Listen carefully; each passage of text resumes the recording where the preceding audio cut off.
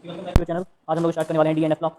D and F block का ये lecture होने वाला है और ज़्यादातर कोशिश करूंगा मैं कि डी एंड एफ ब्लॉक का जो पूरा लेक्चर है वो इसी में ही हो जाए। ठीक है, हम लोग क्या करने वाले हैं, डी एंड एफ ब्लॉक हमारा चैप्टर है, D and F block elements. ठीक है, जो कि आपको अच्छी तरीके से पता है क्या होता है, क्या क्या पढ़ना है आपको। इसमें आपको K2 CR207 और KMNO4 की प्रिपरेशन नहीं पढ़नी है।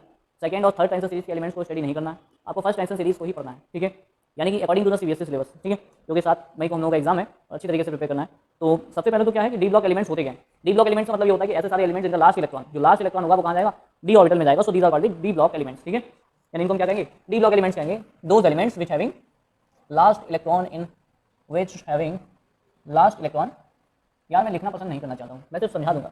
लास्ट इलेक्ट्रॉन इन डी ऑर्बिटल, यानी कि जिनका डी ऑर्बिटल में लास्ट इलेक्ट्रॉन चला जाए। और डी ऑर्बिटल हमारा कैसा होता है उससे पहले हम लोग कुछ डिस्कस कर लेंगे डी ऑर्बिटल कैसा होता है। तो ऐसे सारे एलिमेंट जिनका लास्ट इलेक्ट्रॉन कहाँ जाता है, डी ऑर्बिटल में आता है, उन्हें क्या कहते हैं, डी ब्लॉक एलिमेंट कहते हैं। ठीक है, डी ब्लॉक एलिमेंट्स जो होते हैं वो एक्चुअली कौन कौन से होते हैं सबसे पहले वो देखेंगे। उसके बाद में उससे पहले देख लेते हैं कि डी ऑर्बिटल क्या होता है। हमारे पास एक डी जो होता है वो बोली जाती है सबसेल। डी क्या होता है, सबसेल।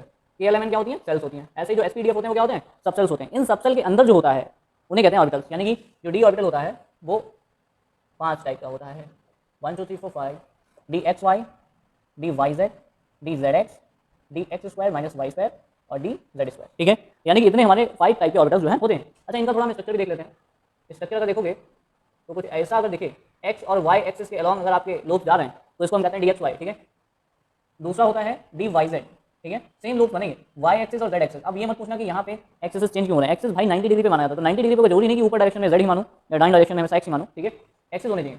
तो यहाँ पे तीसरा जो होता है हमारा होता है कुछ जेड एक्स, एक्स जेड। ठीक है, ये होता है जेड एक्स। ये तो तीनों ऑर्बिटल एक जैसे होते हैं, इन तीनों के लोब्स जो होते हैं वो एक्सिस के अलॉन्ग नहीं होते हैं। तो पहला, all these orbital do not having lobes along axis. ठीक है, along एक्सिस, यानी इनके जो ऑर्बिटल यानी जो लोब्स होते हैं वो एक्सिस के अलॉन्ग नहीं होते हैं, एक्सिस के बीच में होते हैं। ठीक है, तो इन सभी के जो लोब्स होते हैं वो एक्सिस के बीच में कहे जाते हैं, एक्सिस के अलॉन्ग नहीं होते हैं, एक्सिस पर नहीं होते हैं। ठीक है, दूसरे जो ऑर्बिटल होते हैं हमारे डी ऑर्बिटल वो होता है हमारा D X square minus Y square. ये होता है कुछ ऐसा। ठीक है, ये एक्स है, ये वाई है, और यहाँ पे देखो एक्स और वाई लोब्स हैं। ठीक है, एक्स और वाई लोब्स क्या जाते हैं। अब ये जो लोब्स होते हैं, ठीक है, तो ये जो होते हैं कि ये जो लोब्स होते हैं जो डी ऑर्बिटल ये जो बना है इसको हम क्या कहते हैं, D X square minus Y square. ठीक है, और एक ये हमारा होता है इसको हम कहते हैं डी जेड स्क्वायर। ठीक है, इसको हम कहते हैं डी जेड स्क्वायर। उसके चारों तरफ एक लोब जो होता है, जो दूसरा लोब होता है, डी ऑर्बिटल में 2 लोब होते हैं। एक लोब जो होता है एक्सिस के अलॉन्ग होता है, जेड एक्सिस के अलॉन्ग, और दूसरा वाला लोब जो होता है वो चारों तरफ सर्कुलेट हो जाता है, और इसीलिए इसको हम कहते हैं डी जेड स्क्वायर। ठीक है, क्योंकि दूसरे लोब का पता नहीं है कि वो किस एक्सिस पर है, तो ये डी जेड स्क्वायर कहा जाता है। एक और बात ये होती है कि कोई भी जो लोब होता है उसमें 2 पोल होते हैं, एक तो पॉजिटिव एक नेगेटिव। इसको हम कहते हैं लोब, इसको कहते हैं एंटी लोब। ठीक है, लोब और एंटी लोब। लोब क्या होता है, लोब होता है जो कि किसी भी ऑर्बिटल में इलेक्ट्रॉन के पाए जाने की, जहाँ पे जिस ऑर्बिटल के जिस लोब में पाए जाने की इलेक्ट्रॉन के पाए जाने की टेंडेंसी ज़्यादा होती है उसे कहते हैं लोब। ठीक है, और यहाँ पे जो होता है फ्यूजन, जहाँ पे दोनों लोब आपस में मिक्स होते हैं उसको हम कहते हैं नोड। ठीक है, ये क्या है, हमारी नोड है। क्लियर। तो इस तरीके से हमने जो बेसिक इन्फॉर्मेशन था जो कि हम लोग ऑलरेडी 11 में पढ़ के आए हुए हैं, तो हमने उसको थोड़ा देख लिया कि डी ऑर्बिटल कैसा होता है, डी ऑर्बिटल कितने टाइप के होते हैं। ठीक है, स्ट्रक्चर कैसा होता है। उसके बाद हम लोग चलते हैं नेक्स्ट की तरफ कि डी ऑर्बिटल की जो इलेक्ट्रॉन होते हैं, सॉरी डी ऑर्बिटल जो डी ब्लॉक एलिमेंट होते हैं, सॉरी वो कौन कौन से होते हैं। ठीक है, ओके, अब हम लोग कह रहे हैं कि डी ब्लॉक एलिमेंट्स होते कौन कौन से हैं उनको देख लेंगे। तो सबसे पहले हमारे जो डी ब्लॉक एलिमेंट्स होते हैं उसमें सीरीज होती हैं, जो फर्स्ट ट्रांजिशन सीरीज बोली जाती है, फर्स्ट ट्रांजिशन सीरीज। ठीक है, कौन कौन से आएंगे, स्कैंडियम, शक्ति, वान, करे, मना, फेको नहीं, फेको नहीं, कॉपर, जिंक। ठीक है, शक्ति, वान, करे, मना, फेको नहीं, कॉपर, जिंक। ठीक है, ये आपको क्या कर लेना है, याद कर लेना है। तो ये जो फर्स्ट ट्रांजिशन सीरीज होती है हमारी उसमें ये सारे एलिमेंट्स हमें देखने को मिलते हैं। जो सेकंड ट्रांजिशन सीरीज होती है, सेकंड ट्रांजिशन सीरीज में क्या है, सेकंड ट्रांजिशन सीरीज। ठीक है, इसमें क्या होता है, यार, जुकरबर्ग, नाबुले, मोसे, टेक्नोलॉजी, रोज रोज पढ़े आगे चढ़े। ठीक है, यार जुकरबर्ग, नाबुले, मोसे, टेक्नोलॉजी, रोज रोज पढ़े आगे चढ़े। ठीक है, इस स्टैटिस्टिक के माध्यम से आप याद कर सकते हैं। ठीक है, नेक्स्ट क्या है, थर्ड ट्रांजिशन सीरीज। जो थर्ड ट्रांजिशन सीरीज है हमारी, third transition series, D block बिल्कुल ला हफ्ता, ला हफ्ता, ला हफ्ता, हफ्ता मतलब गुंडे वंडे जो वसूलते हैं वो वाला है, ला हफ्ता, डब्लू रे, ओसामा इधर पीटेगा और हराएगा। ठीक है, तो इस तरीके से यहाँ पे हम लोगों ने तीनों ही ट्रांजिशन सीरीज को देख लिया है, और तीनों ही ट्रांजिशन सीरीज को देखने के बाद हम लोग क्या करेंगे, इस पर हम लोग लाइन खींचेंगे। अच्छा लगेगा। ठीक है, बढ़िया, बहुत बढ़िया। इस तरीके से आपको ये तीनों ही ट्रांजिशन सीरीज आपको याद होनी चाहिए भाई। ट्रांजिशन सीरीज नहीं याद है तो गंदी बात, ट्रांजिशन सीरीज याद है तो बहुत अच्छी बात। ठीक है, और ये तो तुम्हें पता ही होना चाहिए कि भाई कौन सा एलिमेंट फर्स्ट ट्रांजिशन सीरीज का और कौन सा एलिमेंट सेकंड ट्रांजिशन सीरीज का। ठीक है, ये तो पता ही होना चाहिए, समझ गए। तो हमारा दूसरा क्या है एलिमेंट, नेक्स्ट अभी मिनट लाइन ड्रॉप लेता हूँ, उसके बाद में बोलता हूँ।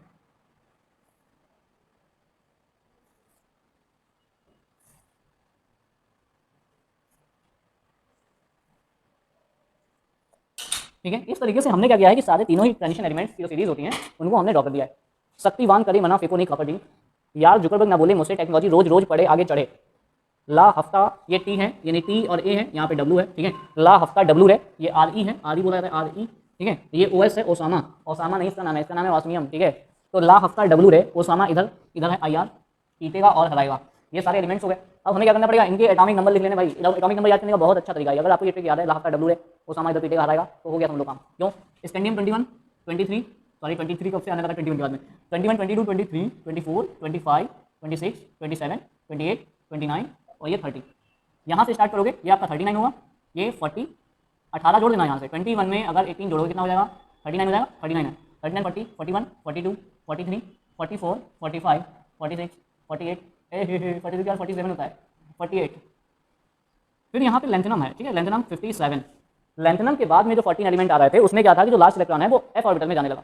इसीलिए इन एलिमेंट्स को क्या किया गया, जो लेंथनम के बाद के 14 एलिमेंट्स आ रहे थे वो एफ ब्लॉक एलिमेंट कहे जाने लगे। तो एफ ब्लॉक एलिमेंट यहाँ तो सीरीज में अरेंज नहीं कर सकते, इसलिए उनको क्या किया गया, यहाँ से 14 एलिमेंट्स जो हैं वो हटा दिए गए अलग, और यहाँ पे बॉटम में लगा दिए गए पीरियोडिक टेबल में। ठीक है, अब यहाँ पे अगर लेंथनम 57 है तो उसमें 14 जोड़ देंगे हम, जो कि अलग निकाले गए। कितना बचा 71।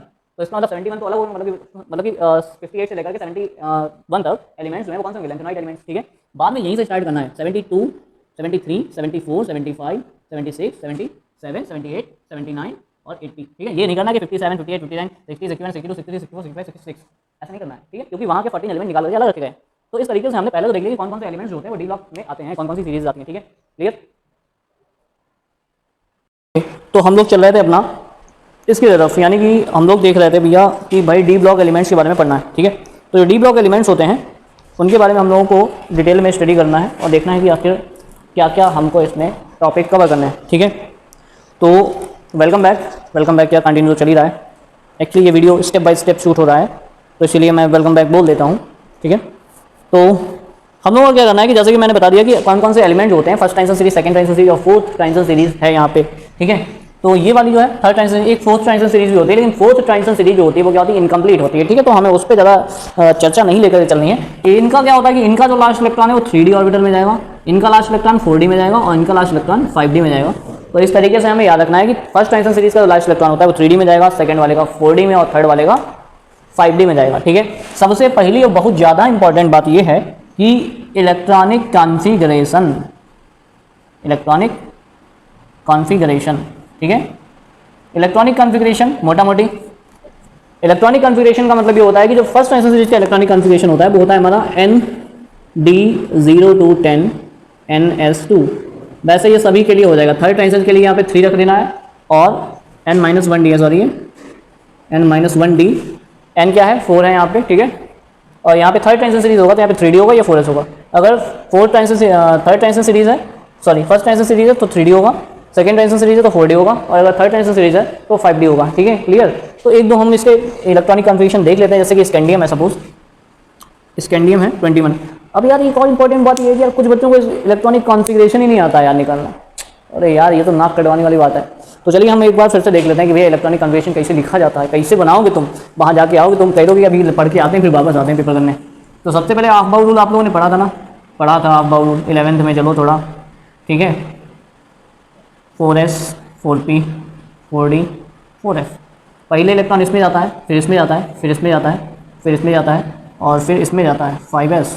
ठीक है, s में 2 इलेक्ट्रॉन आ सकते हैं, p में 6 आ सकते हैं, d में 10 आ सकते हैं एंड f में 14 इलेक्ट्रॉन आ सकते हैं मैक्सिमम। ठीक है, तो मैक्सिमम जो कैपेसिटी होती है ऑर्बिटल की वो नहीं होती भाई s में 2 इलेक्ट्रॉन आएंगे, p में 6 आएंगे, d में 10 आएंगे और f में 14 आएंगे। इससे ज़्यादा नहीं रख सकते हो, इससे कम रख सकते हो। ठीक है, तो इस तरीके से हमका पता हो गया भाई।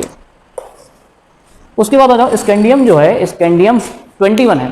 तो स्कैंडियम 21 का जो एटॉमिक नंबर तो 21 ही है। तो इसको हम क्या करेंगे, पहले इलेक्ट्रॉन किसमें जाएगा, पहले 1 में जाएगा, 1s फिर 2s फिर 2p फिर 3s फिर 3p फिर 4s फिर 3d में जाएगा। ठीक है, तो सबसे पहले 1s में जाएगा, तो इसको हम क्या लिखेंगे 1s2 फिर 2s2 2p6 3s2 3p6 और 3p6 फिर जाएगा। अब देखो 3p6 भरने के बाद कौन सा ऑर्बिटल भरेगा, 4s भरेगा, उसके बाद 3d भरेगा। ठीक है, तो पहले जाएगा इलेक्ट्रॉन 4s में और फिर जाएगा 3d में, और 3d में बचे हुए इलेक्ट्रॉन कितने होंगे 1, तो यहाँ पे 3d में कितना इलेक्ट्रॉन आएगा 1। तो इसमें जो लास्ट इलेक्ट्रॉन है वो हमारा कहाँ आ रहा है 3d में आ रहा है, तो इसका मतलब ये एक ऐसा एलिमेंट है, ये फर्स्ट ट्रांजिशन सीरीज का एलिमेंट है और इसके लास्ट इलेक्ट्रॉन d ऑर्बिटल में जा रहा है, तो d ब्लॉक एलिमेंट है, ठीक है। और बाकी दोस्तों आपको पता ही है, you all are very smart. Channel को सब्सक्राइब नहीं किया तो सब्सक्राइब कर सकते हो, अगर वीडियो अच्छा लगे लाइक कर देना, दोस्तों के साथ शेयर कर देना, और दूसरा ये है कि सपोर्ट कीजिए यार हम लोगों को, है ना। कि मैंने एक चीज़ देखा था कि उसमें 50% subscribe but 50% do not subscribe, unsubscribe, मतलब कि सब्सक्राइब नहीं किया है। इसका मतलब है कहीं ना कहीं जो है कुछ स्टूडेंट हमारे ऐसे हैं जो वीडियो देख रहे होंगे लेकिन हमें सपोर्ट नहीं करना चाहिए, तो हम चाहते हैं कि आप हम लोगों को ज़्यादा से ज़्यादा सपोर्ट कीजिए, चैनल को आगे बढ़ाइए, ठीक है। तो यहाँ पे इलेक्ट्रॉनिक कॉन्फ़िगरेशन कुछ ऐसा निकलेगा, ठीक है। ऐसे ही हम कुछ चुनिंदा कर लेते हैं जो कि एक्सेप्शन वाले होते हैं, ठीक है। तो इसमें फर्स्ट आता है हमारा क्रोमियम। ऐसे ही तुम क्या करोगे, स्कैंडियम के बाद टाइटेनियम का करोगे 22, तो सेम आएगा, ठीक है। यहाँ 3d2 हो जाएगा। बेनेडियम का करोगे, बेनेडियम का 3d3 हो जाएगा। क्रोमियम का करोगे, स्टार मान लो इसको क्योंकि ये बहुत ज़्यादा इंपॉर्टेंट है, इसको स्टार मान लो, 3d5 हो जाएगा, 4s1 हो जाएगा, ठीक है। 3d5 4s1, not 3d4 4s2, ठीक है। उसके बाद में मैग्नीज 25, ये भी अच्छा एलिमेंट है, काफ़ी बात होती है इसकी ट्रांजिशन एलिमेंट में। ट्रांजिशन एलिमेंट की चल रहा हो और मैग्नीज की बात ना हो, ऐसा नहीं हो सकता है। ऐसे ही तुम करोगे, फिर धीरे धीरे जब तुम सब कर लोगे फिर कॉपर का आएगा। कॉपर होता है 29, इसका जब इलेक्ट्रॉनिक कॉन्फ़िगरेशन करोगे तो 3d10 4s1। तो यहाँ पे दो इलेक्ट्रॉनिक कॉन्फ़िगरेशन आपको याद रखने, एक तो क्रोमियम का और दूसरा कॉपर का, ठीक है। कॉपर में कितना होना चाहिए था 3d9 4s2 ये होना चाहिए था, लेकिन 3d10 4s1 हो जाता है। ऐसा क्यों हो रहा है, क्योंकि ऐसा करने से क्या हो रहा है कि ये जो इलेक्ट्रॉनिक कॉन्फ़िगरेशन है ये स्टेबल होता है। 3d10 4s1, 3d10 full field, 4s1 half filled, इधर क्या होगा हाफ फिल्ड तो ज़्यादा स्टेबल। अगर 3d4 और 4s2 कर लेते तो क्या होता है 3d4 अनस्टेबल हो जाता। इसीलिए स्टेबिलिटी की वजह से एक इलेक्ट्रॉन जंप कर जाता है, जिससे कि कंपाउंड ज़्यादा एलिमेंट ज़्यादा स्टेबल हो जाए, ठीक है। तो यहाँ एक्सेप्शन हमारे दो हैं, एक तो कॉपर है और दूसरा क्या है हमारा, दूसरा है क्रोमियम, ठीक है, क्लियर। उसके बाद हम लोग क्या चलते हैं, उसके बाद हम चलते हैं अपना कुछ टॉपिक की तरफ। इलेक्ट्रॉनिक कॉन्फ़िगरेशन हो गया, ऐसे ही सेकंड ट्रांजिशन सीरीज भी आप लोग देख लोगे। सेकंड ट्रांजिशन सीरीज में सेम करना है, 4d में इलेक्ट्रॉन भरेगा, इसमें 3d में भर रहा है, उसमें 4d में भरेगा, और जो थर्ड ट्रांजिशन सीरीज है उसमें किसमें भरेगा 5d में भरेगा, ठीक है। इलेक्ट्रॉनिक कॉन्फ़िगरेशन करने का तरीका ये रहा। उसके बाद में हम लोगों को चलना है एक्चुअली टॉपिक्स की तरफ जो कि हमें स्कोर कराएंगे। कौन कौन से ऐसे टॉपिक हैं, तो पहला जो टॉपिक आ रहा है आप लोगों के सामने, आप लोगों की स्क्रीन पे ये रहा। पहला टॉपिक है एटॉमिक रेडियस, ठीक है। इलेक्ट्रॉनिक कॉन्फ़िगरेशन में आपको दो चीज़ें खास तौर से याद रखनी है कि आपको क्रोमियम और कॉपर का इलेक्ट्रॉनिक कॉन्फ़िगरेशन नहीं भूलना है, इनके बारे में याद रखना है, ठीक है। और बाकी का हम लोग चलते हैं आगे की तरफ। अब चलेंगे हम लोग रेडियस पे, ठीक है, एटॉमिक रेडियस।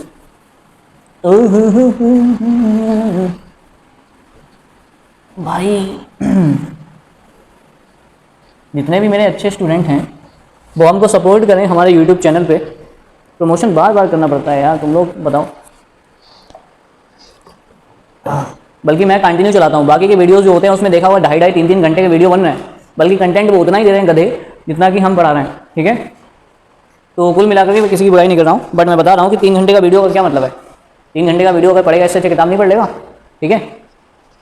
तो अब देखो हम लोग नेक्स्ट की तरफ कर रहे हैं, एटॉमिक रेडियस की तरफ, ठीक है। Atomic radius, atomic radius very important point exam के लिए, this is important. Atomic radius का क्या पैटर्न होगा, एटॉमिक रेडियस आप अगर फर्स्ट ट्रांजिशन सीरीज को कंपेयर करोगे, फर्स्ट ट्रांजिशन सीरीज में देखोगे तो स्कैंडियम लेफ्ट टू राइट, यानी ये जो एलिमेंट होते हैं ट्रांजिशन एलिमेंट, इनको हम किसमें स्टडी करते हैं, इनको हम लोग सीरीज में स्टडी करते हैं, लेफ्ट टू राइट स्टडी करते हैं, टॉप टू बॉटम तो स्टडी करते नहीं। तो लेफ्ट टू राइट अगर हम सीरीज में जाते हैं तो सेल्स क्या रहती हैं कांस्टेंट, ठीक है।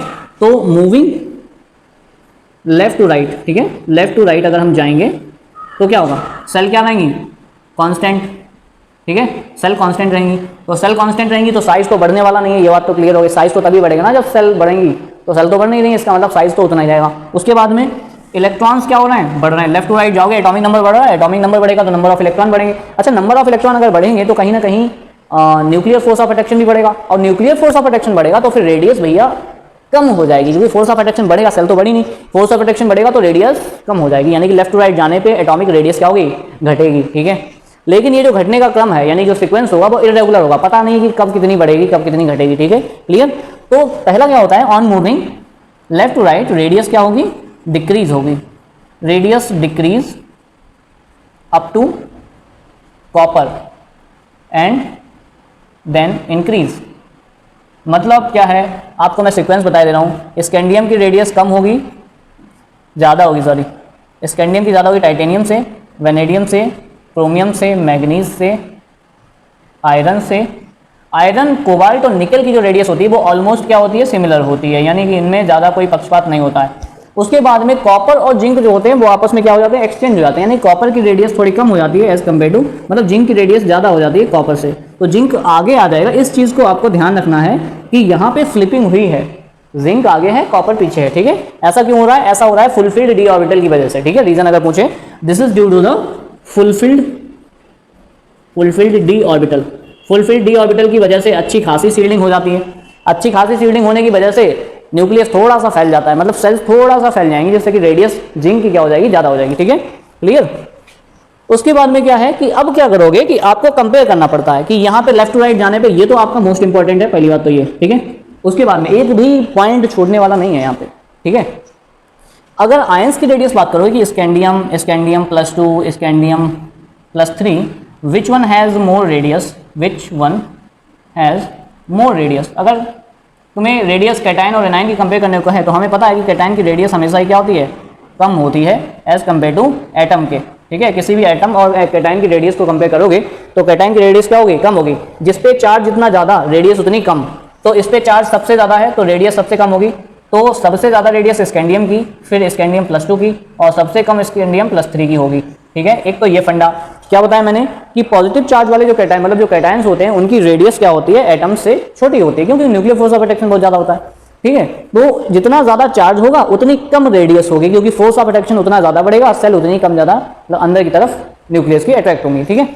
तो एक तो ये हो गया। दूसरा क्या होगा, यहाँ पे एक क्वेश्चन ये बनता है कि अगर हम first transition series, second transition series और थर्ड ट्रांजिशन सीरीज को कंपेयर करें तो इन तीनों में किसकी रेडियस ज़्यादा होगी, तो इसमें किसकी रेडियस ज़्यादा होगी। भाई यहाँ पे देखो सेल बढ़ रही होंगी ना, टॉप टू बॉटम जाने पर सेल्स बढ़ती हैं, तो टॉप टू बॉटम जाने पर सेल्स बढ़ेंगी, तो इसका मतलब क्या होगा कि थर्ड ट्रांजिशन सीरीज एलिमेंट्स की रेडियस सेकंड से और सेकंड की फर्स्ट से ज़्यादा होती है, सबसे ज़्यादा थर्ड ट्रांजिशन सीरीज के एलिमेंट्स की होती है, ठीक है। इन तीनों को कंपेयर करते हैं तो रेडियस ऑर्डर बिटवीन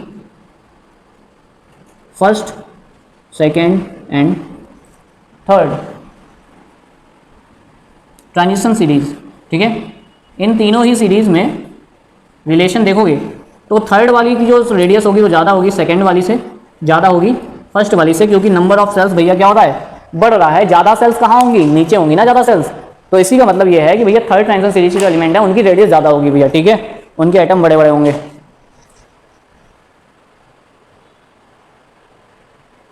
अगला टॉपिक है हमारा एटॉमिक रेडियस। पढ़ने के जस्ट बाद हम लोग पढ़ते हैं आयोनाइजेशन एनर्जी या आयोनाइजेशन एंथैल्पी, ठीक है। आयोनाइजेशन एंथैल्पी, आयोनाइजेशन एंथैल्पी, ठीक है, क्लियर है ये बात बिल्कुल। चलो खैर, तो कहने का मतलब ये है कि आयोनाइजेशन एंथैल्पी के बारे में अगर हम बात करें तो आयोनाइजेशन एंथैल्पी जो फर्स्ट जो हमारे ट्रांजिशन एलिमेंट होते हैं उनका रेडियस क्या हो रहा था, लेफ्ट टू राइट जाने पे क्या हो रहा था, कम हो रहा था। रेडियस जब कम होता है तो आयोनाइजेशन एंथैल्पी की वैल्यू बढ़ती है, क्यों, क्योंकि एटम छोटा हो जाएगा, एटम छोटा होगा तो रेडियस कम होगी। इसका मतलब क्या है कि वहाँ पे न्यूक्लियर फोर्स अट्रैक्शन ज़्यादा होगा, इलेक्ट्रॉन बहुत टाइटली बॉन्डेड होंगे और वहाँ से इलेक्ट्रॉन निकालना आसान नहीं होगा, ठीक है।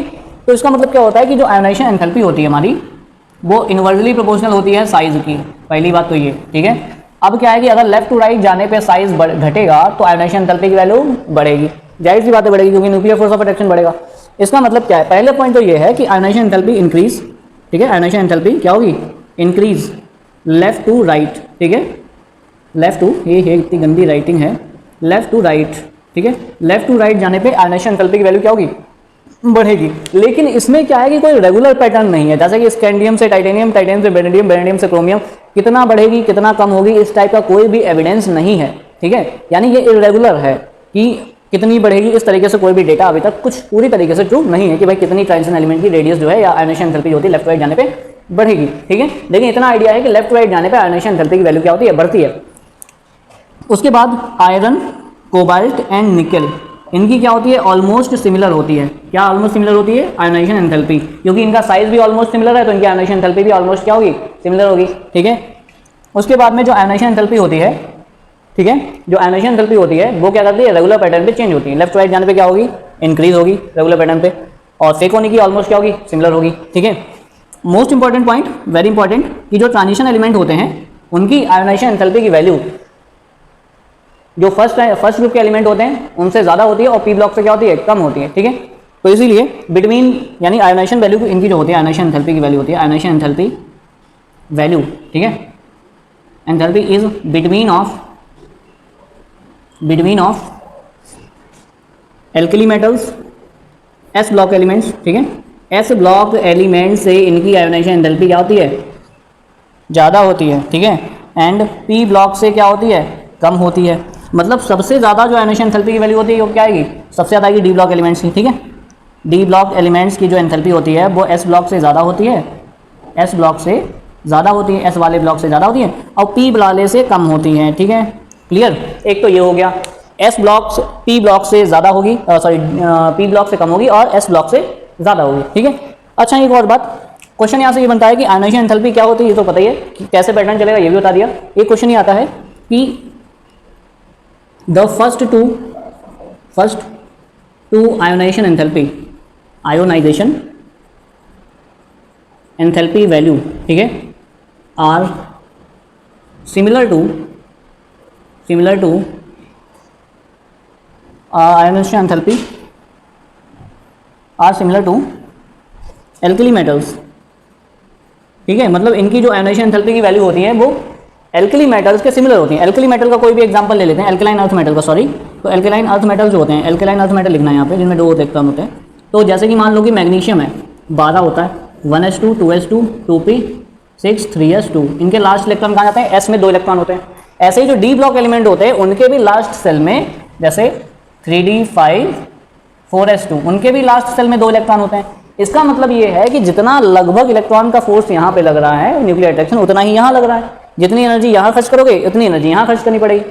इसीलिए जो एल्कलाइन अर्थ मेटल्स होते हैं उनकी आयोनाइजेशन एंथैल्पी की वैल्यू लगभग किसके इक्वल आती है, डी ब्लॉक की फर्स्ट 2 ट्रांजिशन एलिमेंट्स, मतलब फर्स्ट 2 आयोनाइजेशन एंथैल्पी की वैल्यू के। यानी इनकी जो फर्स्ट 2, यहाँ से 2 इलेक्ट्रॉन निकाल लो, 1 इलेक्ट्रॉन निकाला, 2 इलेक्ट्रॉन निकाले, जो एनर्जी तुम्हें यहाँ देनी पड़ेगी वही एनर्जी एल्कलाइन अर्थ मेटल के एलिमेंट्स में भी देनी पड़ेगी, क्योंकि नंबर ऑफ इलेक्ट्रॉन क्या है, बैलेंस में सेम है। इसीलिए ट्रांजिशन एलिमेंट्स की जो पहली 2 आयोनाइजेशन एंथैल्पी की वैल्यू होती है वो एल्कलाइन अर्थ मेटल्स की वैल्यू के इक्वल होती है। ठीक है, क्लियर, बहुत अच्छा क्वेश्चन था ये। नेक्स्ट, ओके, नेक्स्ट टॉपिक है हमारा, नेक्स्ट टॉपिक है atomic volume. Atomic volume transition metals का कैसे वेरी करता है।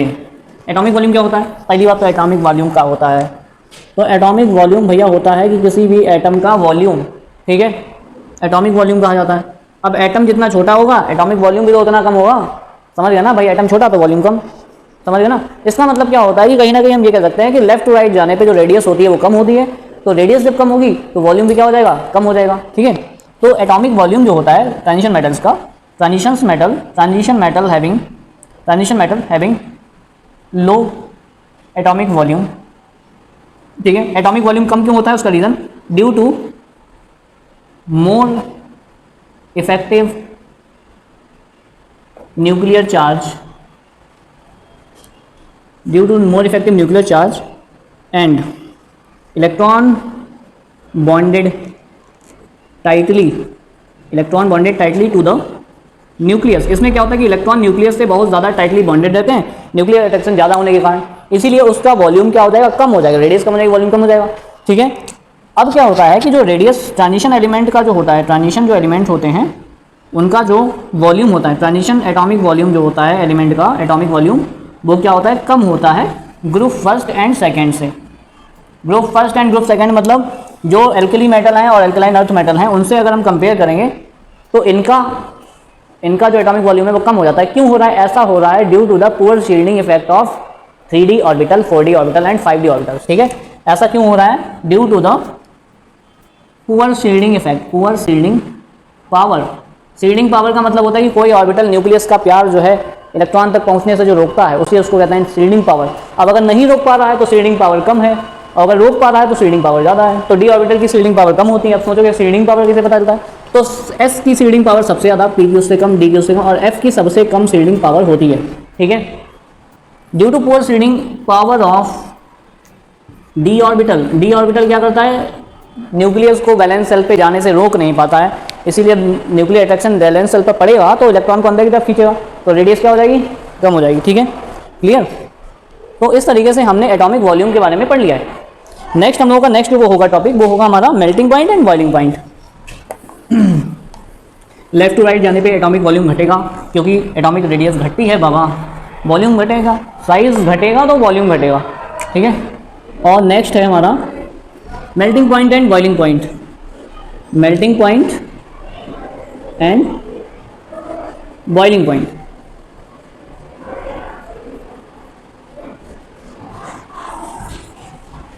मेल्टिंग पॉइंट और बॉइलिंग पॉइंट क्या होता है, मेल्टिंग पॉइंट का मतलब होता है कि कोई भी एलिमेंट जिस टेम्परेचर पे पिघल जाए उसे कहते हैं मेल्टिंग पॉइंट। तो melting point and boiling point का जो ट्रेंड होता है वो लेफ्ट टू राइट जाने पे क्या होगा, बढ़ेगा। ठीक है, दूसरी बात ये होती है कि जो ट्रांजिशन मेटल्स होते हैं उनमें उनके जो मेल्टिंग पॉइंट और बॉइलिंग पॉइंट होते हैं वो एल्कली मेटल्स के कंपैरिजन में बहुत ज़्यादा होते हैं। ठीक है, देख ले पहले वीडियो चल रहा है नहीं चल रहा है। ठीक है, तो melting point and boiling points जो होते हैं ट्रांजिशन मेटल्स के वो बहुत ज़्यादा होते हैं। ठीक है, तो इसमें ये लिखना है melting point and boiling point जो होते हैं वो बहुत ज़्यादा होते हैं। किसके कंपैरिजन में ज़्यादा होते हैं, as compare to alkali metals and alkaline earth metal, alkali and alkaline earth metal. ठीक है, जब हम एल्कली मेटल और एल्कलाइन अर्थ मेटल से कंपेयर करेंगे तो इनका जो मेल्टिंग पॉइंट होगा या जो बॉइलिंग पॉइंट होगा वो बाकी एल्कलाइन और एल्कली मेटल से क्या होगा, ज़्यादा होगा। ऐसा होगा क्यों, रीज़न पूछा जाता है, क्योंकि हर एक चीज़ रट्टे के तो आप नहीं सकते। तो क्या हो सकता है कि इनका मतलब इनका मेल्टिंग पॉइंट और बॉइलिंग पॉइंट ज़्यादा हो क्यों जाता है, इसका रीज़न होता है इनके पास डी ऑर्बिटल के इलेक्ट्रॉन होते हैं, because they having valence D electrons, इनके पास इलेक्ट्रॉन्स होते हैं डी ऑर्बिटल में, और ये इलेक्ट्रॉन जो होते हैं न्यूक्लियस से बहुत कम फोर्स ऑफ अट्रैक्शन फील कर रहे होते हैं, इसलिए आसानी से डोनेट कर दिए जाते हैं। ठीक है, आसानी से डोनेट होने की वजह से ये ज़्यादा इलेक्ट्रॉन डोनेट कर देते हैं, ज़्यादा इलेक्ट्रॉन दे सकते हैं। अब दूसरी बात क्या होती है कि जितने भी जो ट्रांजिशन मेटल्स होते हैं वो किस में होते हैं, लैटिस फॉर्म में होते हैं, लैटिस फॉर्म में। ठीक है, all the transition metals, all d block element सुन लो भी, ट्रांजिशन मेटल्स ही कहते हैं उन्हें। All transition metals existed as lattice form, मतलब वो सारे कैसे होते हैं, लैटिस फॉर्म में होते हैं। ठीक है, एग्जिस्टेड एज लैटिस फॉर्म में प्रेजेंट होते हैं। अब ये लैटिस फॉर्म में होने की वजह से इनमें नेटवर्क यानी बॉन्डिंग बहुत ज़्यादा डेंस होती है। जैसे लैटिस फॉर्म में होते हैं, जैसे कि मान लो कि आयरन है हमारे पास, तो आयरन जो होगा वो ऐसे लगा होगा, आयरन आयरन आयरन हो सकता है, कई और आयरन जुड़े हों इससे। ठीक है, तो लैटिस में अरेंज होता है। ठीक है, अब क्या होता है कि ये मान लो लैटिस है, ठीक है, तो अगर ये लैटिस होता है तो अपने ये इलेक्ट्रॉन होते हैं ये डोनेट करता रहता है। जैसे Fe जो है वो 2 इलेक्ट्रॉन सपोज डोनेट कर रहा है। ठीक है, यहाँ पे भी 2 इलेक्ट्रॉन डोनेट हो रहे हैं, 2 इलेक्ट्रॉन डोनेट कर रहा है, और ये दोनों इलेक्ट्रॉन कहाँ होंगे, कहीं ना कहीं लैटिस में ही होंगे। ठीक है, तो ये भी इलेक्ट्रॉन डोनेट कर रहा है। ठीक है, 1 मिनट, इलेक्ट्रॉन डोनेट कर रहा है तो इलेक्ट्रॉन यही होंगे इलेक्ट्रॉन। अब क्या होगा कि इनके इलेक्ट्रॉन और इसके आयन के बीच में, अब ये इस पर चार्ज आ जाएगा ना, जब इसने इलेक्ट्रॉन डोनेट किया होगा तो इन पर क्या होगा, चार्ज, तो इन पर चार्ज आ जाता है। चार्ज आने की वजह से इनके इलेक्ट्रॉन और इनके बीच में क्या होता है भैया, बहुत ज़्यादा अट्रैक्शन होने लगता है। ठीक है, बहुत ज़्यादा अट्रैक्शन होने की वजह से इनमें बॉन्डिंग काफ़ी डेंस हो जाती है। इनमें बॉन्डिंग कैसी होती है, डेंस होती है। ठीक है, डेंस बॉन्डिंग इनमें होती है, तो बॉन्डिंग डेंस होने की वजह से, तो इनमें डेंस बॉन्डिंग होने की, कहने का मतलब यहाँ पे हर एक आयन अपने चारों तरफ एक इलेक्ट्रॉन क्लाउड होता है, उससे अट्रैक्शन फील करता है। यानी कि किसी भी लैटिस में एटम्स क्या होते हैं, 3D में अरेंज होते हैं। लैटिस एक बहुत बड़ा स्ट्रक्चर होता है। ठीक है, हम लोग सॉलिड स्टेट में पढ़ चुके हैं। तो लैटिस में जब ये एटम्स लगे होंगे मेटल के, तो वो इलेक्ट्रॉन डोनेट करते रहते हैं, इलेक्ट्रॉन रिलीज करते हैं, तो अपने इलेक्ट्रॉन और आयंस के बीच में इस तरीके से एक फोर्स ऑफ अट्रैक्शन फील हो रहा होगा, है ना। इलेक्ट्रॉन और आयन के बीच में क्या हो रहा होगा, अट्रैक्शन फील हो रहा होगा। अब किसी लैटिस में एक बहुत ज़्यादा अट्रैक्शन हो रहा है और फिर जो बना हुआ एक सॉलिड स्ट्रक्चर होता है, उसको हम क्या कहते हैं, जिसमें कि कोई एटम जो है चारों तरफ से इलेक्ट्रॉन से सराउंडेड होता है। यानी कोई एटम इलेक्ट्रॉन से जब सराउंडेड होता है, इस टाइप का जो स्ट्रक्चर होता है लैटिस में, इसको हम कहते हैं कार्नेलाइन। ठीक है, कार्नेलाइन। ठीक है, तो इस तरीके से कार्नेलाइन होता है ये। तो ये कार्नेलाइन बोला जाता है लैटिस में जो आयंस होते हैं वो चारों तरफ इलेक्ट्रॉन क्लाउड के घिरे रहते हैं, जिसकी वजह से अट्रैक्शन होता है। इसी की वजह से उनका एमपी और बीपी बहुत ज़्यादा हाई चला जाता है। अच्छा, दूसरी बात, कोई मेटल जितने ज़्यादा इलेक्ट्रॉन देगा उतने ज़्यादा बॉन्ड बनेंगे, है ना। जितने ज़्यादा इलेक्ट्रॉन, अगर मोर इलेक्ट्रॉन होंगे तो फिर बॉन्डिंग भी क्या होगी, मोर बॉन्डिंग, बॉन्डिंग भी क्या होगी, ज़्यादा होगी। अब जब बॉन्डिंग ज़्यादा होगी तो फिर मेल्टिंग और बॉइलिंग पॉइंट क्या होंगे, ज़्यादा हो जाएंगे, ठीक है। एमपी बीपी भी क्या होंगे, ज़्यादा हो जाएंगे। तो इसका मतलब क्या होता है कि लेफ्ट टू राइट जाने पे मेल्टिंग और बॉइलिंग पॉइंट क्या होंगे, बढ़ेंगे, ठीक है। लेफ्ट टू राइट जाने पे मेल्टिंग बॉइलिंग पॉइंट बढ़ेंगे, बट रेगुलर पैटर्न में नहीं बढ़ेंगे, ठीक है। इतना ही याद रखना है इसके बारे में। उसके बाद में क्या होता है कि पूरी पीरियोडिक टेबल में जो हमारे ट्रांजिशन एलिमेंट होते हैं उसमें जो ये वाले होते हैं ना, जिंक कैडमियम मरकरी, ये वाले जिंक कैडमियम मरकरी, ये जो होते हैं इनके एमपी बीपी लो होते हैं। इनके जो एमपी बीपी होते हैं वो लो होते हैं, ठीक है। इनके एमपी बीपी लो क्यों होते हैं, क्योंकि इनमें फुलफिल्ड डी ऑर्बिटल होता है। डी ऑर्बिटल जब फुलफिल्ड होता है तो इलेक्ट्रॉन लॉस नहीं हो पाते। इलेक्ट्रॉन लॉस नहीं होंगे तो बॉन्डिंग नहीं बनेगी भाई, कार्बन लाइन नहीं बनेगा। जो कार्बन लाइन नहीं स्टेबल होगा तो एमपी बीपी कम हो जाएंगे, ठीक है। तो इसीलिए जो जिंक कैडमियम मरकरी होते हैं इनका एमपी बीपी जो होता है मोस्टली क्या होता है, लो होता है, ठीक है। उसके बाद में आ जाओ यहाँ पे, जो सबसे ज़्यादा सॉलिड, सबसे ज़्यादा हाई एमपी जो होता है पूरी पीरियोडिक टेबल में, ऐसा कौन सा एलिमेंट है जिसका मेल्टिंग पॉइंट सबसे ज़्यादा होता है, तो वो होता है ऑस्मियम, ठीक है। मोस्ट हाईएस्ट एमपी जिसका होता है वो होता है ऑस्मियम, इसको ओएस से कहते हैं। और ऑस्मियम हमारा है ये वाला जो कि थर्ड ट्रांजिशन सीरीज में आता है, ठीक है। इसका जो मेल्टिंग पॉइंट है वो बहुत ज़्यादा है, इसका मेल्टिंग पॉइंट पूरी पीरियोडिक टेबल में भी सबसे ज़्यादा है, ठीक है। लगभग 3000 के आसपास है।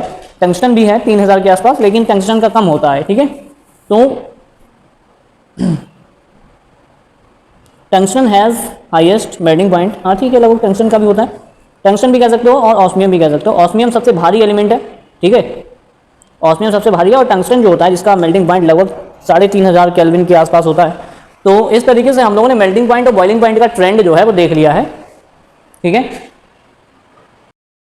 ओके, तो हम लोग फिर से आज स्टार्ट करने वाले हैं, मतलब कंटिन्यू चल ही रहा है हम लोगों का। हम लोगों का चल रहा है डी ब्लॉक, ठीक है। डी ब्लॉक में आई होप हम लोगों ने जो प्रीवियस टॉपिक है वो पढ़ लिया होगा, आयोनाइजेशन एंथैल्पी तक, ठीक है।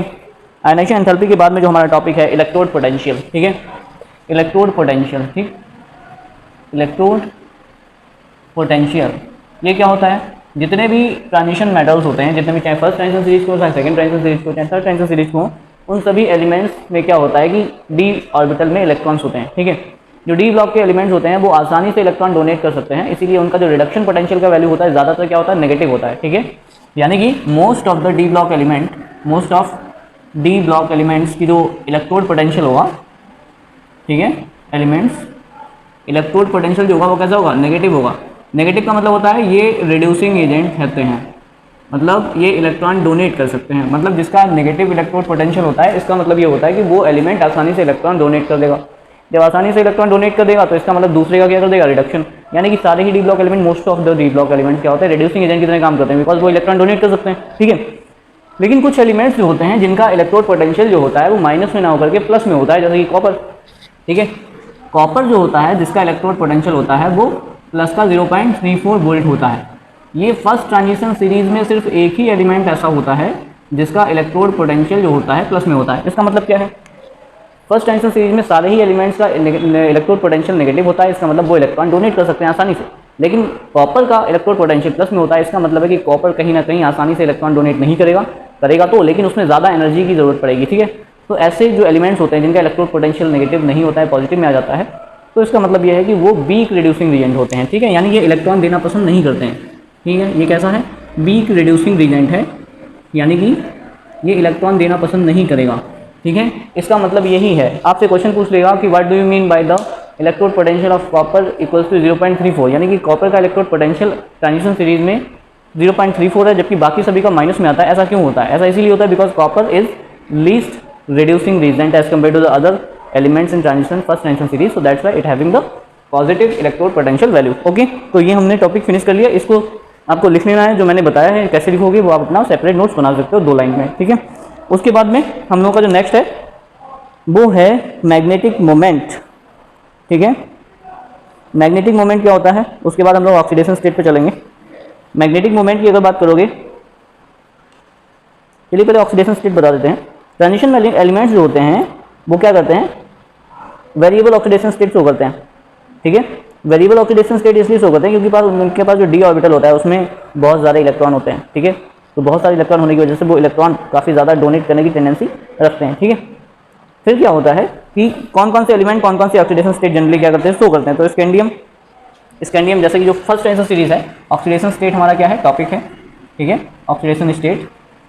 और कौन कौन सी ऑक्सीडेशन स्टेट होती हैं, कौन सा एलिमेंट कौन सा शो करेगा।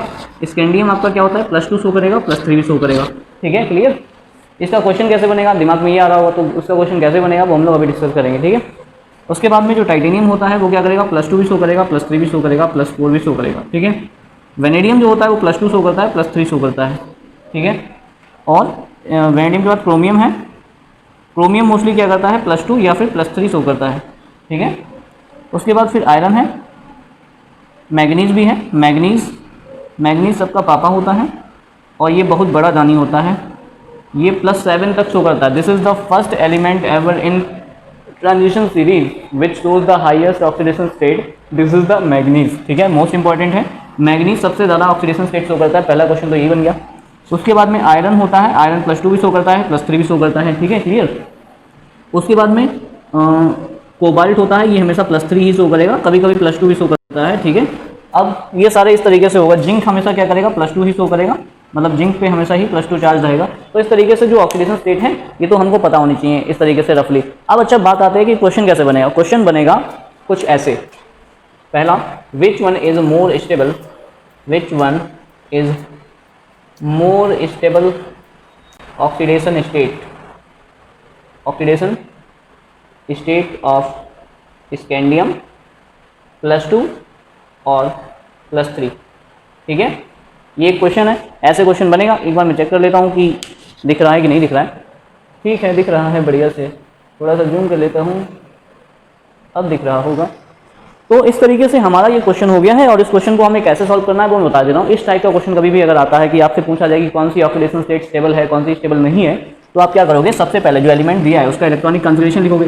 इसका एटॉमिक नंबर होता है 21, तो जब इसका करोगे तो 1s2 2s2 2p6 3s2 3p6 4s2 3d, क्योंकि 4s पहले फिल होता है, 3d बाद में फिल होता है, 3d1, क्लियर। अब क्या करोगे, स्कैंडियम अगर +2 बनाया, स्कैंडियम अगर +2 बनाया तो क्या करेगा, एक इलेक्ट्रॉन यहाँ से जाएगा, 2 इलेक्ट्रॉन यहाँ से जाएंगे, बैलेंस सेल से इलेक्ट्रॉन जाते हैं, नहीं डी वाले से निकाल देना। ये कई गलतियाँ करते हैं आप लोग, हमेशा लास्ट सेल कौन सी है, 4 वाली सेल लास्ट सेल है, तो इलेक्ट्रॉन यहाँ से पहले जाएगा, ठीक है। तो 2 इलेक्ट्रॉन कहाँ जाएंगे, प्लस वाले से जाएंगे, तो इलेक्ट्रॉनिक कॉन्फिगरेशन क्या बचेगा, 1s2 2s2 2p6 3s2 3p6 4s हो गया 0 और 3d हो गया 1, तो 3d में आ गया 1 इलेक्ट्रॉन। अब देखोगे जरा 3d, अब हमारी लास्ट वाली सेल कौन सी हो गई, ये तो सेल खत्म हो गई ना, इसमें तो इलेक्ट्रॉन ही नहीं। अब हमारी लास्ट सेल कौन सी हो गई, 3 वाली सेल जो है लास्ट सेल हो गई। 3 में d है तो कितने इलेक्ट्रॉन आ रहे हैं इसमें, 1 आ रहा है, ठीक है। अब हम क्या करेंगे, स्कैंडियम +3 का निकालेंगे। जब स्कैंडियम +3 का निकालोगे तो 2 इलेक्ट्रॉन तो यहाँ से चले जाएंगे और 1 इलेक्ट्रॉन यहाँ से भी चला जाएगा, ठीक है। तो ये कह रहा हूँ ना मैं, तो स्कैंडियम +3 अगर बनाओगे इसका मतलब 3 इलेक्ट्रॉन डोनेट करेगा, तो 2 इलेक्ट्रॉन एस से चले जाएंगे और 1 यहाँ से भी तो जाएगा फिर बाद में। तो इस तरीके से जो लास्ट में इलेक्ट्रॉन बचेगा वो क्या होगा, 1s2 2s2 2p6 3s2 3p6 3d हमारा 0 हो जाएगा और 4s भी हमारा 0 हो जाएगा। अब क्या होगा, ये वाले सेल तो खाली हो गए, है ना, 1 2 3 4 5 ये खाली हो गए और 3p हमारा कितना है, 6 है। अब लास्ट सेल में आप लोगों ने, मैंने आप लोगों को एक बात बताई होगी कि फुल फिल्ड है ना, हाफ फिल्ड और वैकेंट, ये तीनों ही कैसी होती हैं, स्टेबल इलेक्ट्रॉनिक कॉन्फिगरेशन होते हैं। तो हम स्कैंडियम +2 को देखेंगे तो यहाँ पे 3d में 1 इलेक्ट्रॉन है, मतलब ना तो ये फुल फिल्ड है, ना ही हाफ फिल्ड है और ना ही वैकेंट है। जबकि यहाँ पे देखोगे स्कैंडियम +3 में तो 3d में 0 इलेक्ट्रॉन है, यानी ये कैसा है, वैकेंट है, खाली है बिल्कुल। इसका मतलब ये वाला जो स्टेट होता है ये स्टेबल होता है एज कम्पेयर टू इस वाले के। तो इसका मतलब scandium +3 is more stable then scandium +2, clear. I hope ये क्वेश्चन आपको क्लियर हो गया होगा कि स्कैंडियम +3 स्कैंडियम +2 से ज़्यादा स्टेबल होता है क्योंकि इसका इलेक्ट्रॉनिक कॉन्फिगरेशन ज़्यादा स्टेबल है, ठीक है, क्लियर। तो एक क्वेश्चन हमको इस तरीके का एग्जाम में मोस्ट ऑफ द टाइम देखने को मिलता है ऑक्सीडेशन स्टेट से, ठीक है, क्लियर। आई होप ये क्वेश्चन आपको क्लियर हो गया होगा। उसके बाद में क्या होता है, उसके बाद में हम लोग चलेंगे नेक्स्ट की तरफ। नेक्स्ट छार के टेस्ट कितने हो गए हैं, एक मिनट में चेक करता हूँ जरा, ठीक है। उसके बाद में आपको चलना है हमारे पास कलर की तरफ, ठीक है। कलर क्या होता है, कलर तो आपको पता ही होगा कि जो ट्रांजिशन एलिमेंट्स होते हैं वो जनरली कलर शो करते हैं, ठीक है।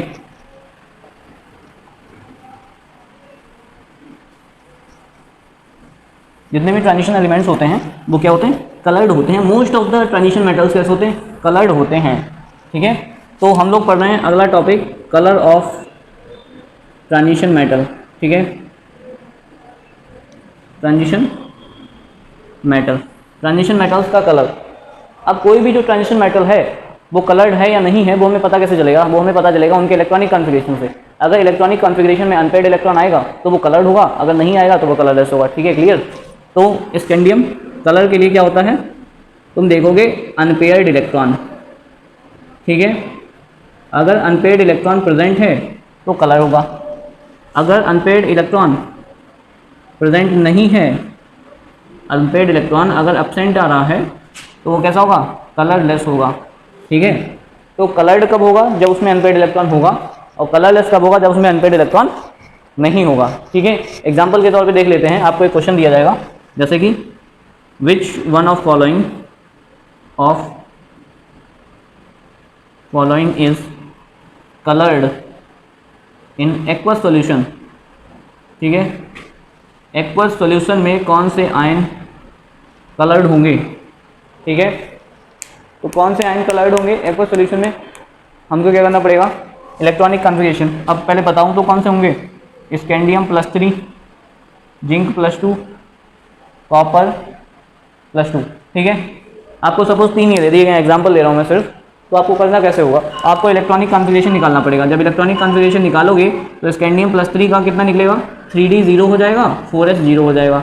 इसमें देखोगे तो इसके डी ब्लॉक में अनपेयर्ड इलेक्ट्रॉन नहीं होंगे, मतलब इलेक्ट्रॉन ही नहीं है।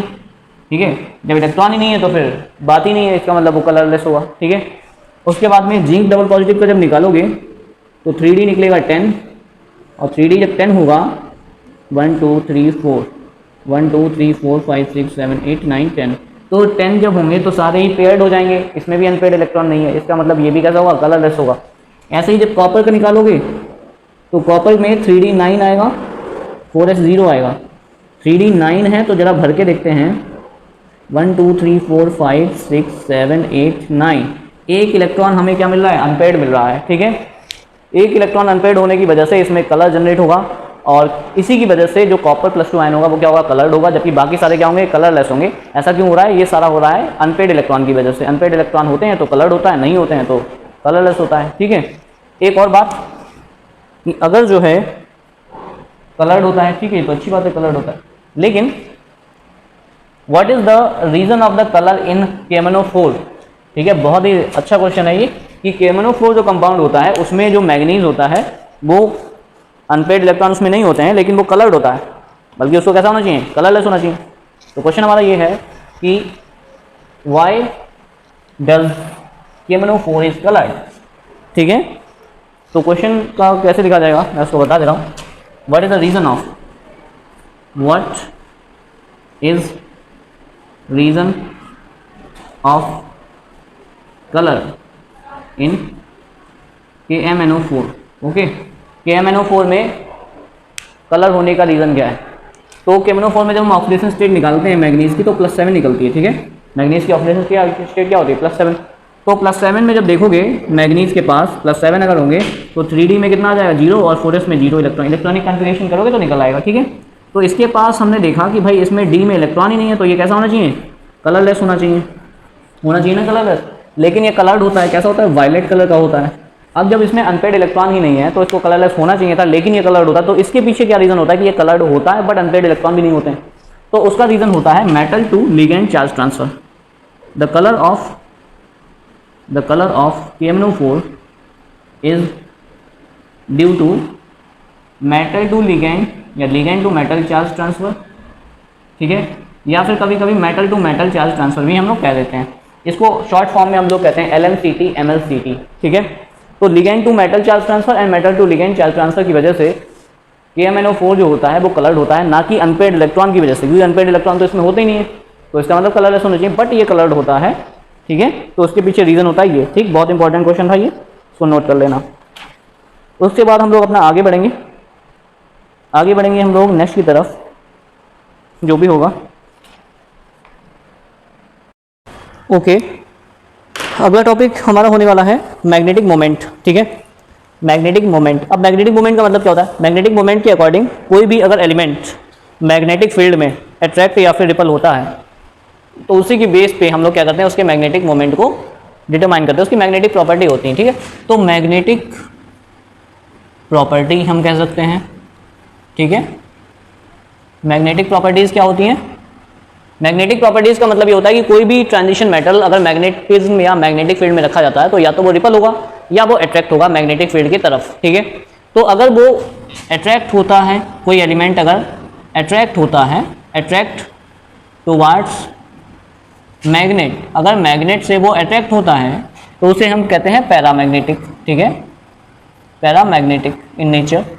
अगर वो मैग्नेट से रिपल होता है, ठीक है, रिपल होता है, अगर रिपल टुवार्ड्स मैग्नेटिक तो उसको हम कहते हैं डायामैग्नेटिक, ठीक है, डायामैग्नेटिक। अब हमें कैसे पता चलेगा कि पैरामैग्नेटिक और डायामैग्नेटिक कैसे होते हैं? तो हम क्या करेंगे कि इफ़ अगर किसी में अनपेयर्ड इलेक्ट्रॉन है, ठीक है, अगर किसी एलिमेंट में अनपेयर्ड इलेक्ट्रॉन है तो वो कैसा होगा? पैरामैग्नेटिक होगा, ठीक है।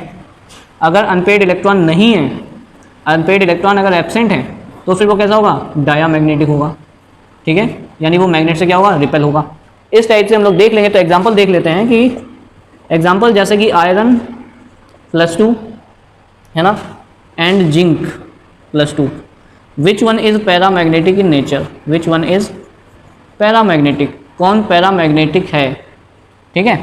तो जब मैं आयरन का करूँगा तो 26 होता है आयरन, तो जब मैं करूँगा तो यहाँ पे 3d6 निकलता है और 4s2 निकलता है। अगर मैंने आयरन +2 में कन्वर्ट किया तो इसने 2 इलेक्ट्रॉन दिए होंगे, 2 इलेक्ट्रॉन कहाँ से आएंगे? बैलेंस सेल से आएंगे। तो जब बैलेंस सेल से 2 इलेक्ट्रॉन चले जाएंगे तो 3d6 4s0 बचेगा। 3d में कितने हैं? 6 इलेक्ट्रॉन बना देना है, तो 1 2 3 4 5 और ये 6, ठीक है। इसका मतलब क्या है? इसमें अनपेयर्ड इलेक्ट्रॉन है। कितने अनपेयर्ड इलेक्ट्रॉन है? 4 अनपेयर्ड इलेक्ट्रॉन है, ठीक है। अब ये मैग्नेटिक प्रॉपर्टी शो कर रहा है, ये कैसा है? पैरामैग्नेटिक है, क्योंकि इसमें अनपेयर्ड इलेक्ट्रॉन प्रेजेंट है। अब क्या करोगे कि जो पैरामैग्नेटिक सब्सटेंस होते हैं उनका एक मोमेंट होता है, उसको हम कहते हैं मैग्नेटिक मोमेंट, ठीक है, मैग्नेटिक मोमेंट। मैग्नेटिक मोमेंट को म्यू से रिप्रेजेंट करते हैं और ये निकाला जाता है n+2 से, बोहर मैग्नेटॉन, ठीक है। n क्या होता है? Number of unpaired electron. तो इसके लिए अगर मैं निकालूं म्यू की वैल्यू तो 4 + 2 6, √24 इसका क्या आ जाएगा? मैग्नेटिक मोमेंट आ जाएगा, ठीक है। तो इस तरीके से हम किसी भी सब्सटेंस को Zn डबल पॉजिटिव का अगर देखोगे, Zn 30 होता है, 3d 10 आएगा और 4s0 आएगा, 4s2 आएगा। Zn अगर डबल पॉजिटिव गया तो फिर यहाँ से 2 इलेक्ट्रॉन जाएंगे, जब 2 इलेक्ट्रॉन जाएंगे तो 3d 10 हो जाएगा। 3d 10 अगर हुआ तो सारे ही इलेक्ट्रॉन फिल होंगे, फुलफिल्ड होंगे। इसमें अनपेयर्ड इलेक्ट्रॉन कितने आ रहे हैं? 0 आ रहे हैं। इसमें n इक्वल्स टू वैल्यू कितनी है? 0। जब n की वैल्यू 0 होगी तो मैग्नेटिक मोमेंट भी क्या हो जाएगा? 0। तो ऐसे जो सब्सटेंस होते हैं उनको कहते हैं डायामैग्नेटिक, और जिसमें अनपेयर्ड इलेक्ट्रॉन होते हैं उनको कहते हैं पैरामैग्नेटिक, ठीक है। अब आपसे ये भी पूछ सकता है कि which one is more paramagnetic, which one is less paramagnetic, ठीक है, कंपेयर करने को कह सकता है। जैसे आपसे कह दिया कि Fe double positive plus Mn double positive में कौन ज़्यादा पैरामैग्नेटिक है? ये दोनों ही पैरामैग्नेटिक हैं, लेकिन ज़्यादा पैरामैग्नेटिक कौन है? तो आप क्या करोगे? जिसमें अनपेयर्ड इलेक्ट्रॉन ज़्यादा होंगे उसका पैरामैग्नेटिक कैरेक्टर क्या होगा? ज़्यादा होगा, ठीक है, क्लियर। अच्छा, एक और बात, अनपेयर्ड इलेक्ट्रॉन अगर होते हैं, अगर अनपेयर्ड इलेक्ट्रॉन होते हैं किसी भी सब्सटेंस में तो वो इलेक्ट्रिसिटी का क्या होता है? कंडक्टर होता है, ठीक है, इलेक्ट्रिसिटी का कंडक्टर होता है। और अनपेयर्ड इलेक्ट्रॉन अगर नहीं है तो उसमें इलेक्ट्रिसिटी कंडक्ट नहीं हो सकती। तो इसका मतलब ये है कि जो आयरन डबल पॉजिटिव है वो उसमें इलेक्ट्रिसिटी कंडक्ट हो सकती है क्योंकि इसमें अनपेयर्ड इलेक्ट्रॉन है, जबकि जो Zn डबल पॉजिटिव या जो जिंक है उसमें इलेक्ट्रिसिटी कंडक्ट नहीं होगी क्योंकि इसमें अनपेयर्ड इलेक्ट्रॉन नहीं है, ठीक है। तो इलेक्ट्रिसिटी के बारे में भी अनपेयर्ड इलेक्ट्रॉन मेंशन किए जाते हैं कि अगर इलेक्ट्रिसिटी पास करोगे, अनपेयर्ड इलेक्ट्रॉन है तो कंडक्टर होगा, अगर नहीं है तो कंडक्टर नहीं होगा, ठीक है। उसके बाद हम लोग क्या कर सकते हैं कि जो बोहर मैग्नेटॉन होता है, ठीक है, जो बोहर मैग्नेटॉन होता है यहाँ पे लिखा हुआ है, इसकी यूनिट होती है, एक बोहर मैग्नेटॉन जो होता है वो EH/4πm/c, इससे निकाल सकते हैं। ये फॉर्मूला होता है बोहर मैग्नेटॉन को निकालने का। यहाँ पे E क्या है? E है चार्ज ऑफ इलेक्ट्रॉन, ठीक है, H क्या है? प्लैंक कांस्टेंट, M क्या है? मास ऑफ इलेक्ट्रॉन, और C क्या है? Light, sunlight, speed of light, ठीक है। तो इस तरीके से हम लोग इसको कैलकुलेट कर सकते हैं, ठीक है। नेक्स्ट पे चलते हैं। तो मैग्नेटिक मोमेंट के बारे में हो ही गया है। उसके बाद में टेंडेंसी फॉर्म कॉम्प्लेक्स, जितने भी जो होते हैं ट्रांजिशन एलिमेंट वो कॉम्प्लेक्स की फॉर्मेशन करते हैं, ठीक है। तो नेक्स्ट है हमारा टॉपिक हो जाएगा कॉम्प्लेक्स फॉर्मेशन। कॉम्प्लेक्स फॉर्मेशन एक थ्योरेटिकल पोर्शन है, इसमें कुछ समझने वाला नहीं है, ठीक है। जैसे मैग्नेटिक मोमेंट में तो समझने वाला है, लेकिन कॉम्प्लेक्स फॉर्मेशन में क्या लिखोगे? कॉम्प्लेक्स फॉर्मेशन, कॉम्प्लेक्स का मतलब होता है कोऑर्डिनेशन कंपाउंड। तो कॉम्प्लेक्स फॉर्मेशन में ये लिखोगे कि जितने भी ट्रांजिशन मेटल्स होते हैं उनके पास वैकेंट डी ऑर्बिटल होते हैं और उनका साइज कैसा होता है, स्मॉल होता है। पहली बात तो जितने भी ट्रांजिशन एलिमेंट होते हैं उन सभी का साइज कैसा होता है, स्मॉल होता है, स्मॉल साइज होता है। और दूसरी बात, इनके पास वैकेंट डी ऑर्बिटल होते हैं, ठीक है। वैकेंट डी ऑर्बिटल होने की वजह से ये क्या करते हैं, कोऑर्डिनेट बॉन्ड जो है फॉर्म कर सकते हैं, ठीक है। वैकेंट डी ऑर्बिटल की ही वजह से ये कोऑर्डिनेट बॉन्ड बना सकते हैं। क्यों? क्योंकि कोऑर्डिनेट बॉन्ड में क्या होता है, इनको इलेक्ट्रॉन मिलते हैं और इलेक्ट्रॉन मिलते हैं तो उनको रखने के लिए जगह भी तो होनी चाहिए, और इनके पास वो जगह होती है डी ऑर्बिटल। डी ऑर्बिटल इनके खाली पड़े रहते हैं, तो ये क्या करते हैं कि जो इलेक्ट्रॉन मिलते हैं उनको डी ऑर्बिटल में रखते जाते हैं। इसीलिए ये एबल होते हैं कोऑर्डिनेशन कॉम्प्लेक्स बनाने में, जबकि बाकी सारे एलिमेंट कोऑर्डिनेशन कॉम्प्लेक्स नहीं बना पाते क्योंकि उनके पास वैकेंट डी ऑर्बिटल नहीं होते हैं, ठीक है। बस यही थ्योरेटिकल पोर्शन था जो मैंने आपको एक्सप्लेन कर दिया है, ठीक है। Next is formation of interstitial compounds. Interstitial compounds में जैसे जितने भी जो ट्रांजिशन मेटल्स होते हैं, इंटरस्टिशियल कंपाउंड, जितने भी ट्रांजिशन मेटल्स होते हैं वो क्या होते हैं, लैटिस फॉर्म में होते हैं, ठीक है। कैसे होते हैं, लैटिस फॉर्म में, लैटिस फॉर्म में होते हैं। ट्रांजिशन मेटल्स होते हैं लैटिस फॉर्म में होते हैं, ठीक है। अब आप लोगों ने सॉलिड स्टेट में लैटिस पढ़ा होगा, लैटिस के बीच में स्पेस होता है कुछ ऐसे, यानी कि ये लैटिस है सपोज, ठीक है।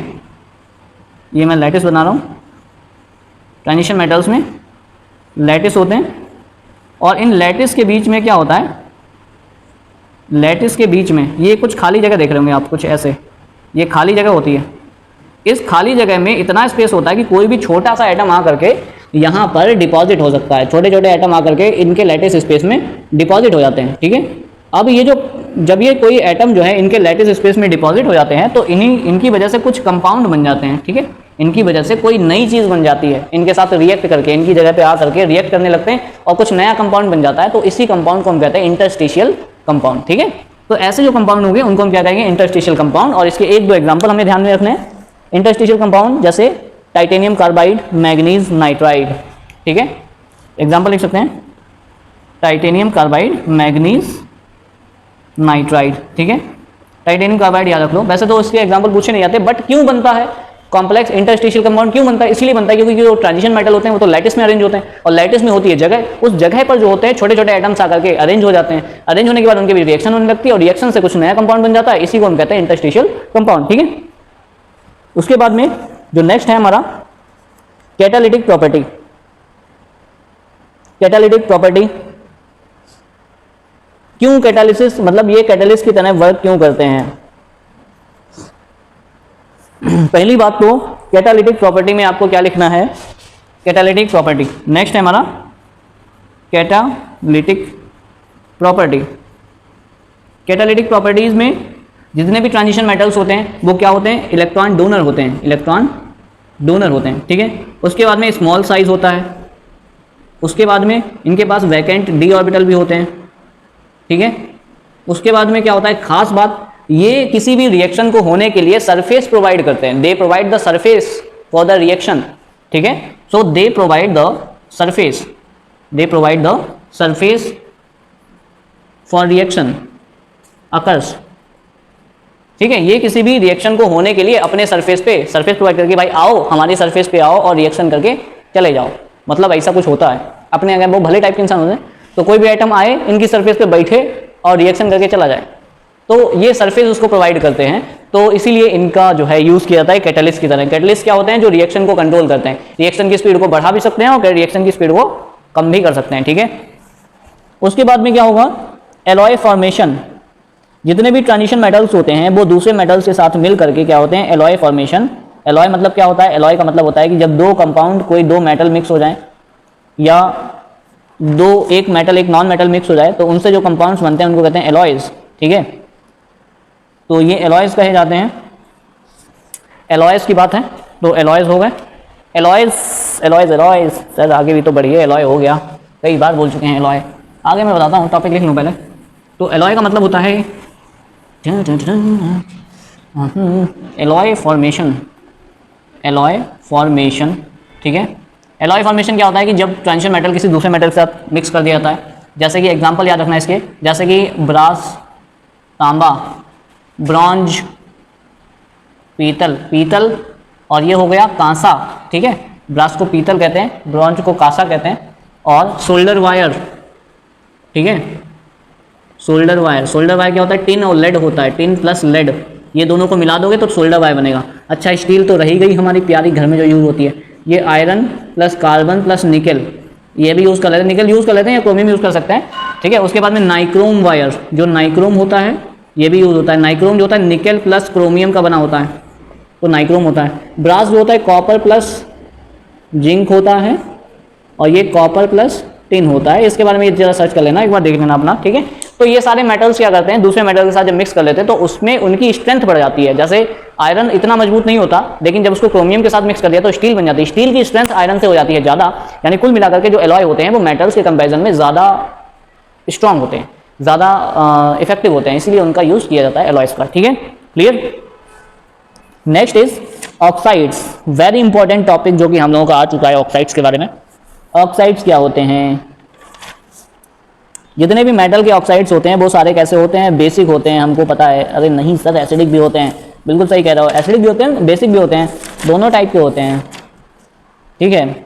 मतलब दोनों की तरह काम कर सकते हैं वो, समझ रहे हो बात को। तो जितने भी मेटल ऑक्साइड्स होते हैं वो सारे क्या होते हैं, एसिडिक भी होते हैं और बेसिक भी होते हैं, ठीक है। तो एसिडिक और बेसिक दोनों ही टाइप के होते हैं भाई, ट्रांजिशन मेटल्स, ठीक है।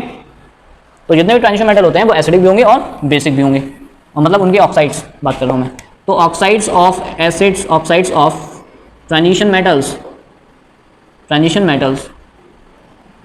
मेटल के ऑक्साइड्स होते हैं एसिडिक भी होंगे और बेसिक भी होंगे, ठीक है। जो हायर ऑक्साइड्स होते हैं, ध्यान से सुनना, हायर ऑक्साइड्स जिनमें ऑक्सीजन ज़्यादा होती है, हायर ऑक्साइड्स वो कैसे होते हैं, एसिडिक होते हैं। और जो लोअर ऑक्साइड्स होते हैं वो कैसे होते हैं, वो बेसिक होते हैं।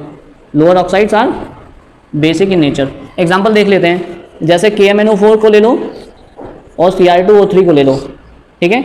इन दोनों में से हमें ये बताना है कि which one is more acidic. तो हम क्या करेंगे, जो ट्रांजिशन मेटल है ना उसका हम क्या करेंगे, ऑक्सीडेशन स्टेट निकाल लेंगे, ठीक है।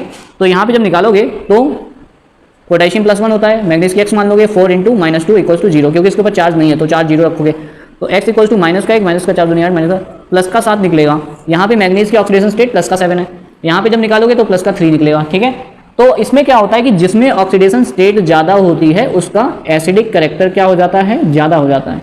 मतलब ये वाला जो KMnO4 है ये ज़्यादा एसिडिक है, पहला ही बात, ठीक है। दूसरा, ऑक्सीडेशन स्टेट अगर ज़्यादा होती है तो फिर एसिडिक कैरेक्टर भी ज़्यादा होता है, और वो ऑक्सीडाइजिंग पावर भी उसकी क्या होती है, ज़्यादा होती है। ऑक्सीडाइजिंग पावर मतलब ऑक्सीडेशन करने की क्षमता। मतलब इन दोनों को अगर मैं कहूँ कि which one is strong oxidising agent, तो आप क्या कहोगे, KMnO4। क्यों, क्योंकि ऑक्सीडेशन स्टेट क्या है, ज़्यादा है। जिसमें ऑक्सीडेशन स्टेट ज़्यादा होती है वो एसिडिक भी ज़्यादा होता है, वो ऑक्सीडाइजिंग एजेंट भी ज़्यादा होता है, ठीक है। क्लियर। तो इसका ऑक्सीडेशन प्रॉपर्टी भी क्या है, ज़्यादा है, ठीक है। ये बहुत इंपॉर्टेंट, बढ़िया एकदम छट्टे का क्वेश्चन है ये। अब क्या करोगे, दो ऑक्साइड ले लोगे, BO3 + Cr2O7 -2, और एक ले लोगे KMnO4, ठीक है। इन तीनों को हमें एसिडिक नेचर में अरेंज करना है, एसिडिक नेचर में अरेंज करना है पहली बात तो यहाँ पे जब निकालोगे +3 आएगी, 3 × 2 = 6, ए हे रे 2 कर लो, यहाँ पे बैलेंस ही गड़बड़ हो गई। 2 × 2 = 4 प्लस का 3, 7 × 2 = इस टाइप में स्पीसीज में क्या होता है, चार्ज दिया तो इक्वल में माइनस का 2 रखोगे, 7 × 2 = 14, यहाँ पे निकालोगे 6 आएगा, यहाँ पे निकालोगे 7 आएगा। तो मैंने ये बताया था कि जिसका ऑक्सीडेशन स्टेट ज़्यादा वो ज़्यादा एसिडिक। तो KMnO4 इज ज़्यादा acidic then Cr2O7 -2 then BO2+, ठीक है ना। इस तरीके से एसिडिक स्ट्रेंथ आ जाएगा, और ऑक्सीडाइजिंग पावर एसिडिक स्ट्रेंथ की डायरेक्टली प्रोपोर्शनल होती है, तो यही सेम रहेगा, बिल्कुल डिक्टर, ठीक है, सेम रहेगा। उसके बाद में बेसिक कैरेक्टर अगर पूछा जाए, बेसिक नेचर की भाई इनमें बेसिक कैरेक्टर क्या है, तो अपोजिट हो जाएगा। तो KMnO4 is less basic than Cr2O7 than BO2+। भाई एसिडिक कैरेक्टर का अपोजिट होता है ना बेसिक कैरेक्टर, तो ये ऐसा हो जाएगा। एक क्वेश्चन और मैं करा देता हूँ साथ में, सारा ही ऑक्साइड हो गया, बस खत्म। ऐसे ही क्वेश्चन आते हैं, जितने भी मेटल ऑक्साइड्स होते हैं वो सभी एसिडिक होते हैं। एग्जांपल है Mn2O3 इज बेसिक, ठीक है, बट Mn2O7 इज एसिडिक। का है ऐसा, काहे होता है, मतलब क्या होता है कि कुल मिलाकर के Mn2O3 is basic but Mn2O7 acidic होता है। क्यों, क्योंकि हम दिखालेंगे ऑक्सीडेशन स्टेट, हमें क्या चेक करनी है, ऑक्सीडेशन स्टेट। कोई भी ऑक्साइड बेसिक है एसिडिक है तो क्या कर लो, ऑक्सीडेशन स्टेट निकाल लो भैया। पहले ऑक्सीडेशन स्टेट यहाँ पे आएगी +3, यहाँ पे आएगी +7, और हमें सर ने बताया था जिसकी ऑक्सीडेशन स्टेट ज़्यादा होती है वो एसिडिक होता है। अगर ये एसिडिक है तो जाहिर बात है ये बेसिक होगा, तो तुम क्या लिखोगे, due to the higher oxidation state of manganese in Mn2O7 this is more acidic as compare to Mn2O3, ठीक है, खत्म क्वेश्चन, ठीक है। इसके बाद आपके सारे ही ऑक्साइड्स, ये दुनियादारी ये सब हो गया है। अब क्या करोगे, जो वो होते हैं जिंक ऑक्साइड, वो एम्फोटेरिक होता है, ये नोट कर लेना। जो जिंक ऑक्साइड होता है ZnO, ये साला दोनों की तरह काम करता है, ये किसी भी पार्टी का नहीं होता, दोनों पार्टी में चलता है ये, मतलब ऐसे दगेबाज इंसान होते हैं, ठीक है, तो धोखेबाज है ये जिंक ऑक्साइड, तो इसको याद रखना। तो इस तरीके से नेक्स्ट में देखेंगे हम लोग, नेक्स्ट हम लोगों का है लैंथेनाइड्स, ठीक है। लैंथेनाइड्स क्या होते हैं? लैंथेनाइड में आपको कुछ ज़्यादा याद नहीं रखना है, क्योंकि लैंथेनाइड आपको कुछ देगा भी नहीं, लैंथेनाइड में कुछ पढ़ना भी नहीं है, ठीक है। लैंथेनाइड में बस एक बार थोड़ा रफली हम बता देते हैं क्या क्या करोगे, ठीक है। ट्रांजिशन मेटल्स वही का हैं। उसके बाद में आ जाओ एफ ब्लॉक एलिमेंट्स, ठीक है। जो एफ ब्लॉक एलिमेंट्स होते हैं, एफ ब्लॉक एलिमेंट्स, ठीक है। पहली बात तो इनका जो इलेक्ट्रॉन होता है लास्ट एफ ऑर्बिटल में जाता है, ठीक है, इसीलिए इनको एफ ब्लॉक एलिमेंट कहते हैं। दूसरा, इनको हम इनर ट्रांजिशन एलिमेंट भी कहते हैं, inner transition element. Inner transition element क्यों कहते हैं? क्योंकि इनको जो है ना ट्रांजिशन एलिमेंट के बीच से उठा करके नीचे पटक दिया गया है, इसीलिए इनको कहते हैं इनर ट्रांजिशन एलिमेंट, ठीक है। उसके बाद में जो इनर ट्रांजिशन एलिमेंट होते हैं ये दो टाइप के होते हैं, मतलब ये जो एफ ब्लॉक एलिमेंट है वो दो टाइप के हैं, ठीक है। कौन कौन से? एक होते हैं लेंथेनॉइड, लेंथेनाइड, दूसरे होते हैं एक्टिनाइड, ठीक है। लेंथेनम के बाद में जो एलिमेंट आते हैं 14 एलिमेंट, उनको कहते हैं लेंथेनाइड, और एक्टिनियम के बाद में जो 14 आते हैं उनको कहते हैं एक्टिनॉइड, ठीक है।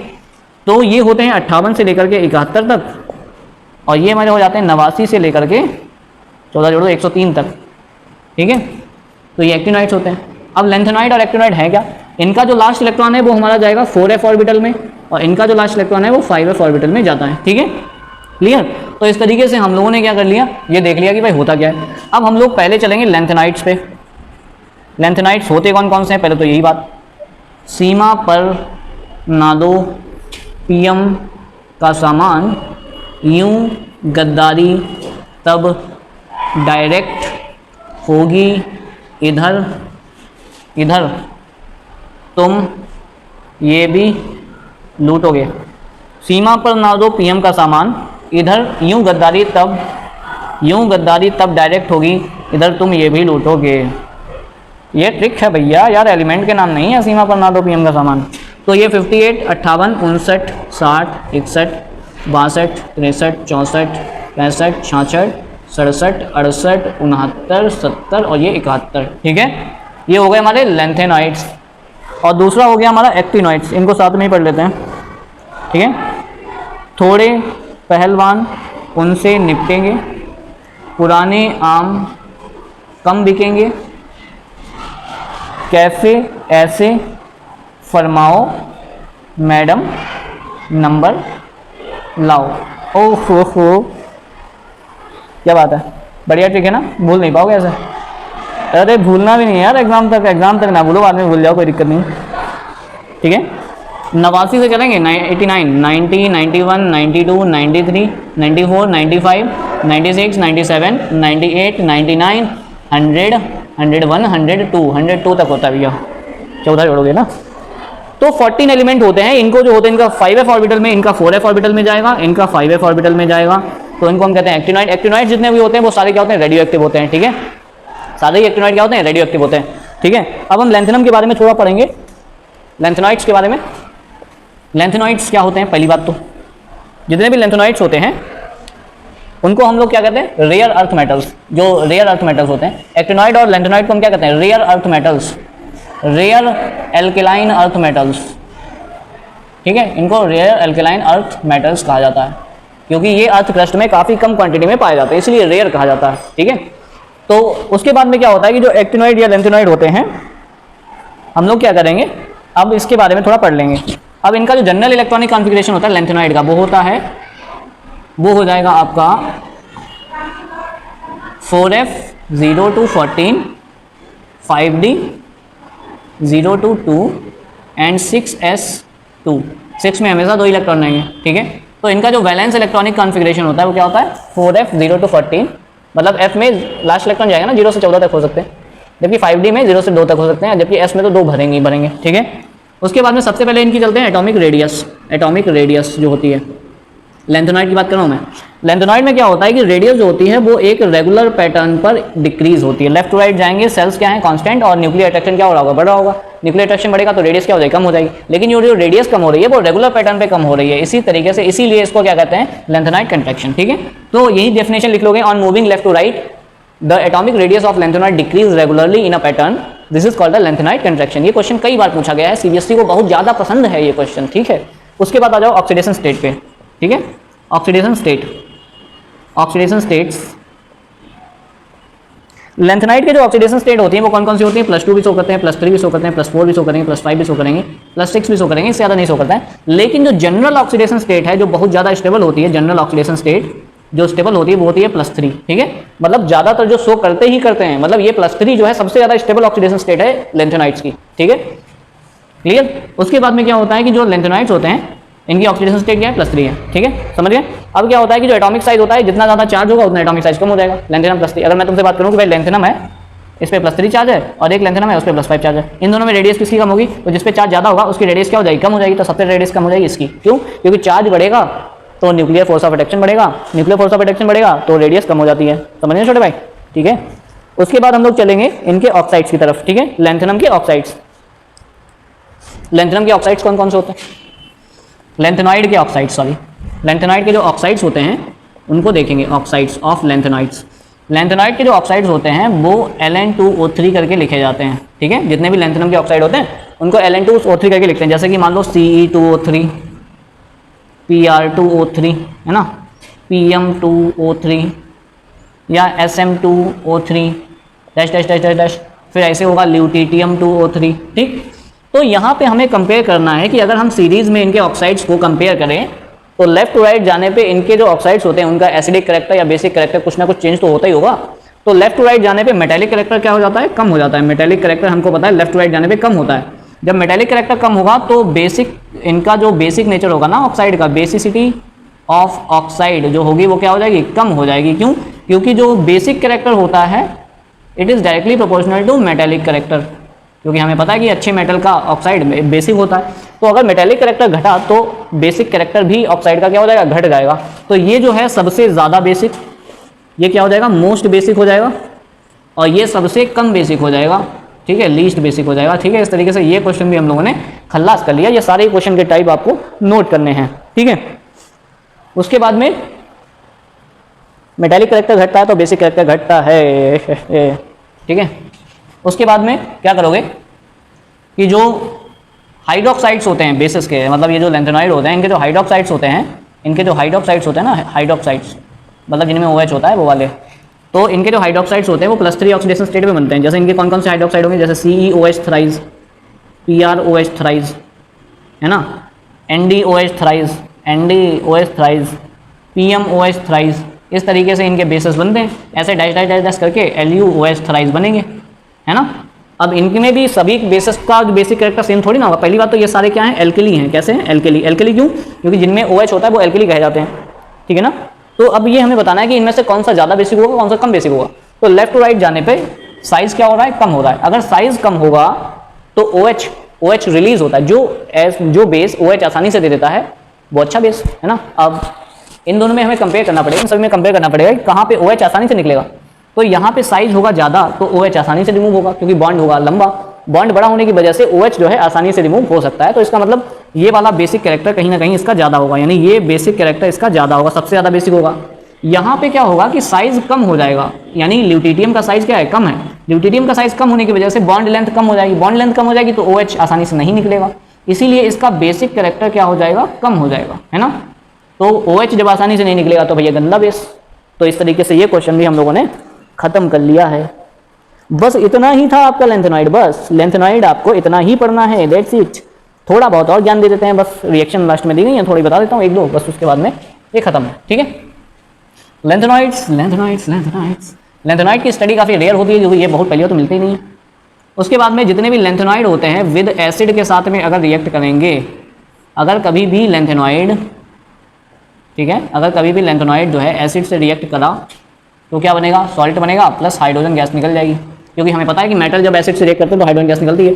तो अगर ये सीरियम मान लो H2SO4 से रिएक्ट करा तो सीरियम सल्फेट बनेगा। सीरियम सल्फेट का फॉर्मूला हो जाएगा Ce2SO थ्राइज। ठीक है, ऐसे ही तो बनेगा, इस पे जाएगा, इस पे जाएगा, ठीक है। Ce2SO थ्राइस और प्लस हाइड्रोजन निकल जाएगी, हाइड्रोजन कितने के लिए? अब तुम क्या करोगे, सल्फेट 3 है तो 3 हटा लो, यहाँ से हटा लो, यहाँ पे 2 कर लो, बैलेंस कर लो, ठीक है। क्लियर, हमारी बैलेंस हो गई बढ़िया से। अब क्या करोगे, लेंथेनम अगर ले लोगे ऐसे, लेंथेनम प्लस HCl ले लो अगर, तो ये अगर मेटल है, ये एसिड है, तो ये रिएक्ट करके सॉल्ट बनेगा। इसका ये Ln जो है इसके Cl के साथ जाएगा, तो क्या बना देगा, LnCl3। भाई +3 ऑक्सीडेशन स्टेट होनी चाहिए ना मेरे भाई, +3 ऑक्सीडेशन स्टेट में बनना है, और प्लस हाइड्रोजन रिलीज हो जाएगी। हाइड्रोजन कितने यहाँ पे, क्लोरीन कितने लेने हैं, 3 हाइड्रोजन बचे, तो 3 हाइड्रोजन को मैं 3/2 लिख सकता हूँ, बिल्कुल लिख सकता हूँ, ठीक है। तो इस तरीके से कोई भी लेंथेनॉइड अगर किसी एसिड से रिएक्ट करेगा तो सॉल्ट बनेगा, प्लस हाइड्रोजन गैस रिलीज होगी, ठीक है। क्लियर है ना। अगर ऑक्सीजन से रिएक्ट करेगा तो ऑक्साइड बनेगा, लेंथेनम ऑक्साइड। अगर लेंथेनम जो है, अगर कोई लेंथेनॉइड जो है ऑक्सीजन से रिएक्ट करा तो क्या बनेगा, विद ऑक्सीजन अगर कराओगे, विद ऑक्सीजन अगर ऑक्सीजन से कराओगे, जैसे मान लो कि Ce जो है ऑक्सीजन से रिएक्ट करा तो क्या बनेगा, Ce2O3, सीरियम ऑक्साइड। बैलेंस कर लो, इतनी गंदी बात, 3/2 कर लो, ठीक है। तो सीरियम अगर रिएक्ट किया ऑक्सीजन से तो सीरियम ऑक्साइड बनेगा। ऐसे ही अगर ल्यूटिटियम ऑक्सीजन से रिएक्ट करा तो ल्यूटिटियम ऑक्साइड बनेगा, सिंपल। बस ये है कि इनके ऑक्साइड का एसिडिक और बेसिक कैरेक्टर अलग अलग होगा, जो कि हम पीछे पढ़ चुके हैं अभी, है ना। तो ये क्या बनेगा, ये बनेगा Lu2O3। क्लियर। तो इस तरीके से जितने भी, अब ये बात देखो, हाँ ये सारे ही जो कंपाउंड्स होते हैं ना, जितने भी हाइड्रोक्साइड होंगे, जितने भी हाइड्रोक्साइड होंगे, जितने भी ऑक्साइड होंगे या जितने भी सॉल्ट होंगे, वो सभी +3 ऑक्सीडेशन स्टेट में ही बनेंगे, क्योंकि ये ज़्यादा स्टेबल होती है, ठीक है। जितने भी लेंथेनॉइड होते हैं उन सभी के ऑक्साइड्स होते हैं +3 ऑक्सीडेशन स्टेट में बनते हैं, क्योंकि इट इज मोर स्टेबल। और हर एक बंदा स्टेबल होना चाहता है भाई, लाइफ हो चाहे रिएक्शन हो, ठीक है। इसके साथ ही लेंथेनॉइड हो गया खत्म। लेंथेनॉइड का यूज़ क्या कर सकते हो, लेंथेनॉइड का यूज़ जो है एलॉयज बनाने में किए जाते हैं, ठीक है, जैसे मिक्स मेटल एलॉय। उसके बाद में कई सारी चीज़ें, एलॉयज का थ्योरेटिकल पोर्शन में आप देख सकते हो, वैसे समझाने वाली चीज़ें समझा दी मैंने। उसके बाद में एक्टिनॉइड बचा है, एक्टिनॉइड में कुछ है ही नहीं, तो हम इसके ऊपर बात भी नहीं करेंगे, ठीक है। इससे ज़्यादा इसमें दिया नहीं है। जितने भी एक्टिनॉइड्स होते हैं वो सारे क्या होते हैं, एक्टिनॉइड्स में देखोगे तो एक्टिनॉइड में भी जो रेडियस होती है लेफ्ट टू राइट जाने पे क्या होगी, रेगुलर पैटर्न में घटती है। लेकिन यहाँ पे क्या होता है कि इनमें जो रेडियस में डिक्रीज होता है वो ज़्यादा होता है एज कम्पेयर टू लेंथेनॉइड के। तो इसलिए इनकी रेडियस ज़्यादा कम होती है, इनकी रेडियस कम होती है, इनकी ज़्यादा कम होती है। तो इस तरीके से लेंथेनॉइड कंट्रैक्शन और इसमें जो हो रहा होता है रेडियस की वजह से, उसको कहते हैं एक्टिनॉइड कंट्रैक्शन। इसीलिए जो होता है एक्टिनॉइड कंट्रैक्शन जो होता है हमेशा ही, एक्टिनॉइड कंट्रैक्शन लेंथेनॉइड कंट्रैक्शन से क्या होता है, ज़्यादा होता है, ठीक है, क्योंकि उनकी रेडियस में बहुत ज़्यादा चेंज हो रहा है। जैसे मान लो कि यहाँ पे अगर 0.5 एंगस्ट्रॉम कम हो रही है तो यहाँ पे 0.8 एंगस्ट्रॉम कम हो रही है, मतलब यहाँ पे रेडियस ज़्यादा कम हो रही है, तो मतलब कंट्रैक्शन ज़्यादा हो रहा है ना यहाँ पे। तो इसीलिए जब इसका कंट्रैक्शन ज़्यादा होगा तो इसका actinoid contraction is more than lanthanoid contraction, क्योंकि लेंथेनॉइड के कंपेरिजन में एक्टिनॉइड में रेडियस ज़्यादा कम हो जाती है। उसका रीजन क्या होता है, क्योंकि जो 5f ऑर्बिटल होता है उसकी सीडिंग पावर 4f ऑर्बिटल से कम होती है। सीडिंग पावर 5f ऑर्बिटल की सीडिंग पावर 4f ऑर्बिटल से कम होती है, इसीलिए ऐसा हो जाता है, ठीक है, हो जाता है ऐसा, इसीलिए अदरवाइज तो कोई बात ही नहीं है। और बाकी पूरा चैप्टर हो गया है, आप देख सकते हो अच्छी तरीके से। इसके क्वेश्चंस लेकर के मैं नेक्स्ट वीडियो में आपके साथ प्रेजेंट हुआ। तब तक के लिए टाटा बाय बाय। और अगर चैनल सब्सक्राइब नहीं किया तो भाई सब्सक्राइब कर लो यार, अच्छा लगे तो शेयर कर दो, ठीक है। Thank you so much.